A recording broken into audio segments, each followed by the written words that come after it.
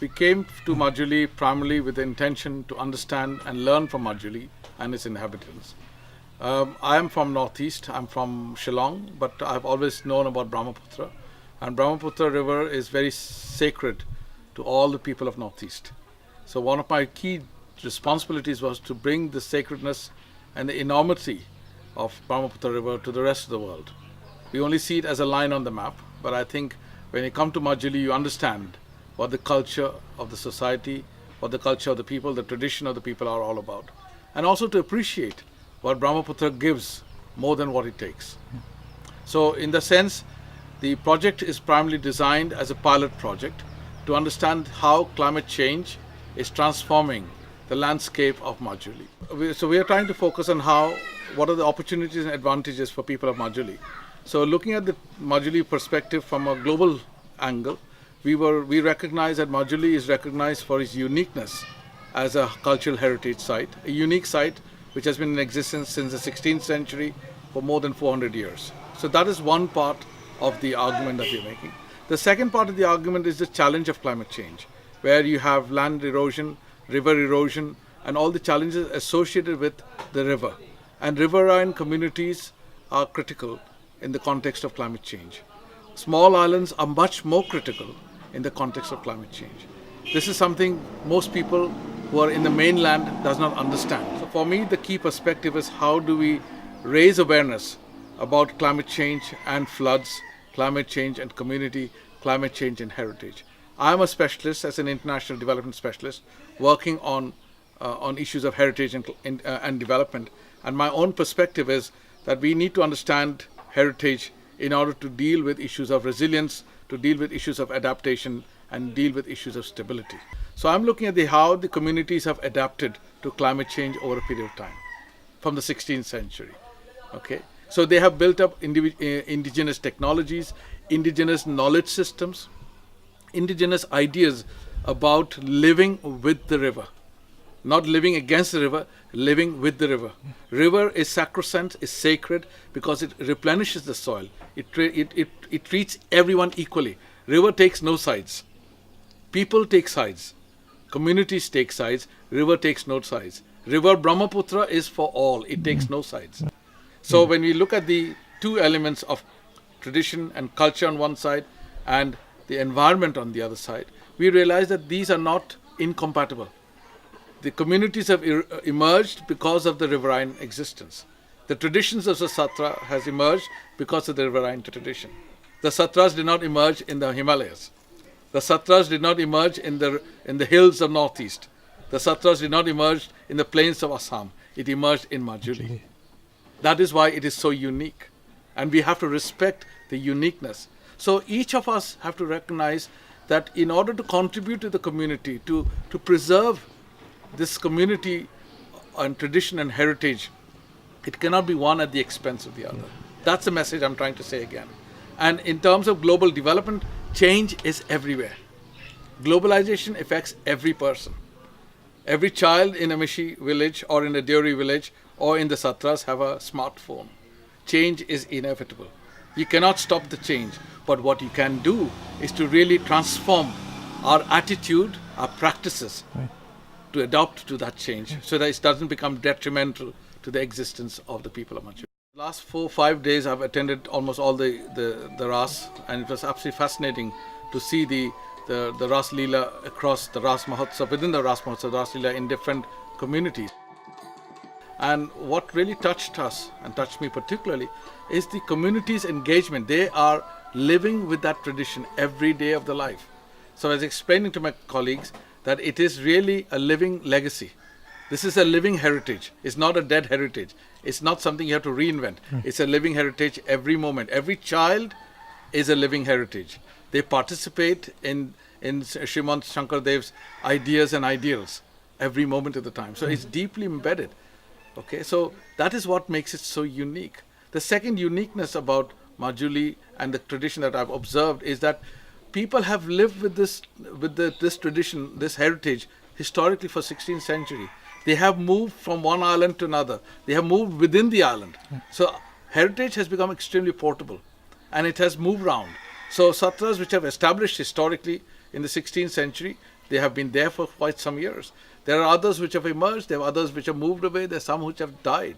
So heritage has become very portable in the context of international development. And Majuli provides a unique example of how heritage has been embedded in the local culture and soil and tradition. I'm looking at heritage much more broad-based. As I said, change is inevitable.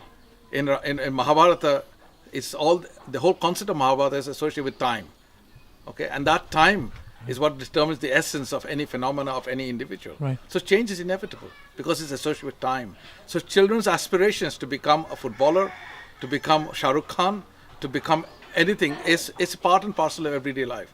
But while these changes are happening, how do we protect and preserve the culture? How do we reinforce the values of this culture? So what is valuable about heritage is what I'm trying to address through this project. What is the most key elements of value associated with this project? Well, the principle of egalitarianism is something which has been deeply embedded in the philosophy and principles and ideas of Srimanta Shankardeva and Madhavdeva. So it is quite important to understand that this inclusivity is what makes Assam unique, unlike the rest of India. And we are very proud of that tradition. So in this whole perspective that I have been trying to develop with my colleagues in the UK and globally with American colleagues as well, is to understand heritage from a slightly different perspective. That inclusivity of heritage is important for the sustainability of heritage.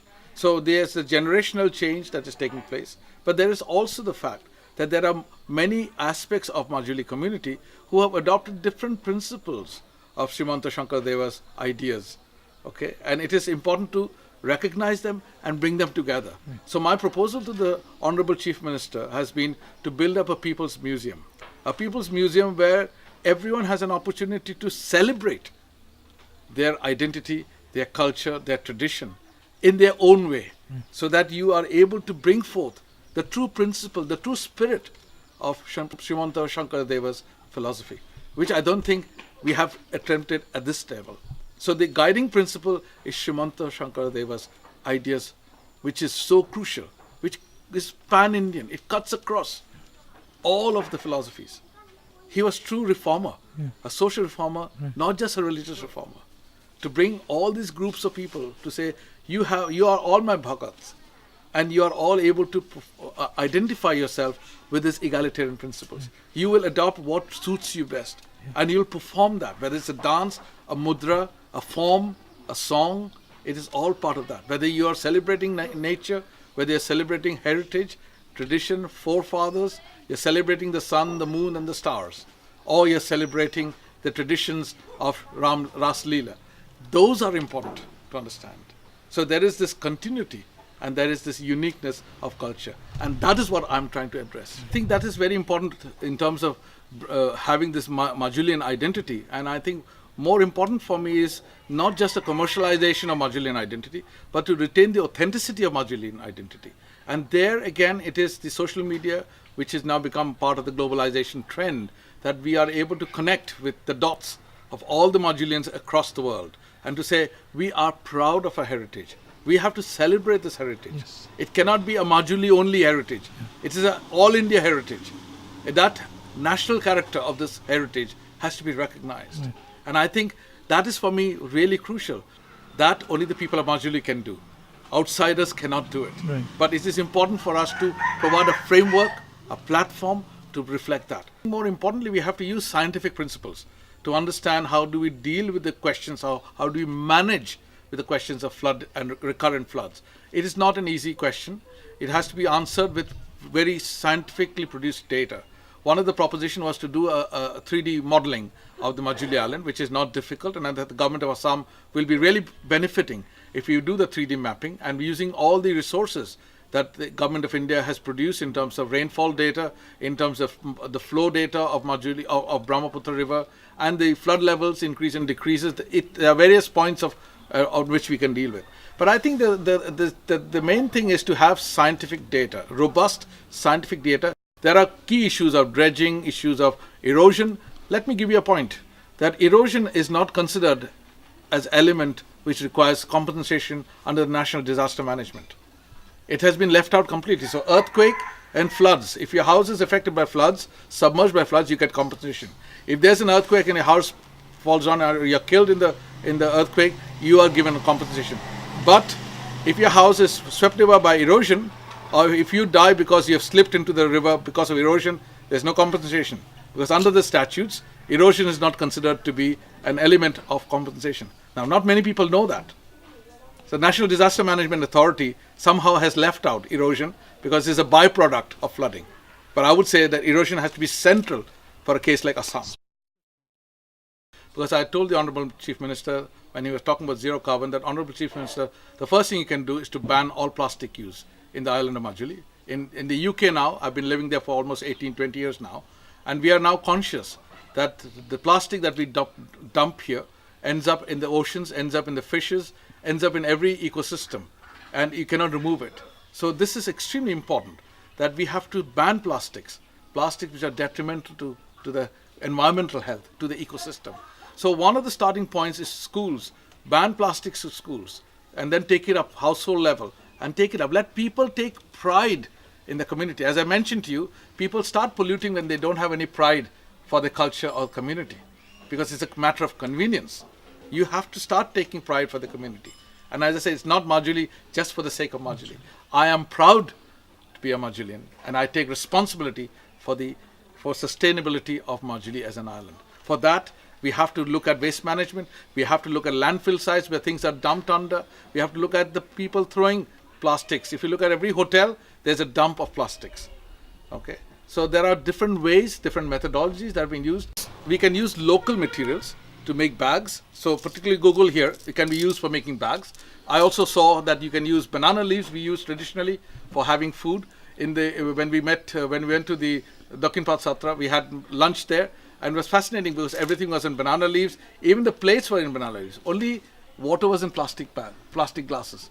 Why can't we give water in matkas, which we have? That we can use our own traditional technology, heritage to recycle materials. And I think Majuli should establish an example for the rest of India of what can be achieved by becoming sustainable.